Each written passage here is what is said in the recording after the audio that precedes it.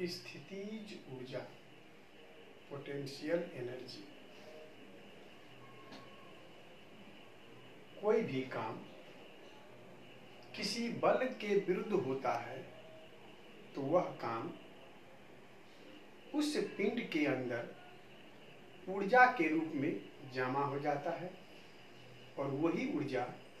स्थितिज ऊर्जा कहलाता है। जैसे यह एक पिंड है, मेरे हाथ से इसको ऊपर की ओर लाते हैं और यहाँ से जब इसको छोड़ा जाता है तो जब ये मेरे हाथ पे आता है तो नीचे की ओर धक्का मारता है। इस पिंड में धक्का मारने की जो क्षमता आई वह क्षमता इस कारण आई कि जब इसको हम ऊपर ले जा रहे थे तो पृथ्वी का गुरुत्वाकर्षण बल इसको नीचे की ओर खींच रहा था। तो जितना काम हम इसको ऊपर ले जाने में किए इस गुरुत्वाकर्षण बल के विरोध में, वह काम इसके अंदर में ऊर्जा के रूप में संचित हो गया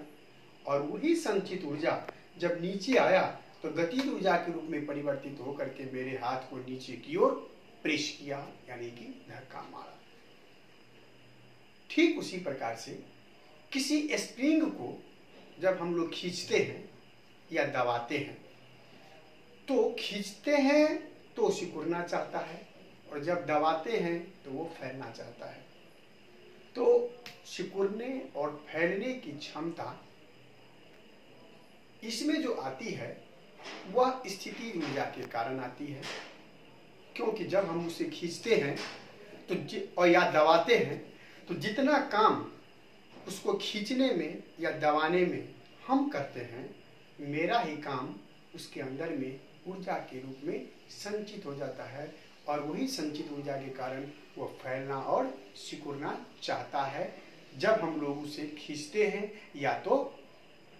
दबाते हैं। ठीक उसी प्रकार से किसी तीर धनुष में जब हम लोग तीर को तान करके छोड़ते हैं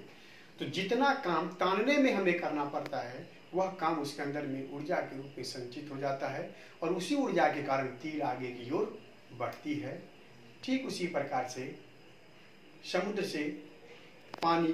ऊपर उठता है और ऊपर उठने के बाद जब बादलों के पास पहुंचता है तो उसके अंदर में स्थितिज ऊर्जा हो जाती है और वही स्थितिज ऊर्जा के कारण फिर पहाड़ों पे वो